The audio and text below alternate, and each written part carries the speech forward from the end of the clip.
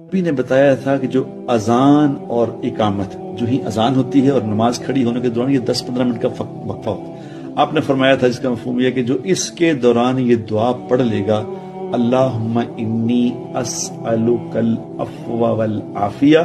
فی الدنیا والآخرہ، جو 3 دفعہ اس دعا کو پڑھ لے گا اذان اور اقامت کے درمیان، اس کو 4 اللہ انعام دیں گے۔ پہلا انعام اس کو یہ ملے گا کہ اللہ تبارک و تعالیٰ اسے ایسی بیماری نہیں لگنے دے گا جس بیماری کی وجہ سے موت آ جائے، یعنی خطرناک بیماری سے اللہ اس کی حفاظت فرمائیں گے، نمبر 1۔ نمبر 2، اللہ تبارک و تعالیٰ اس کو تنہائی کے گناہ سے بچائیں گے،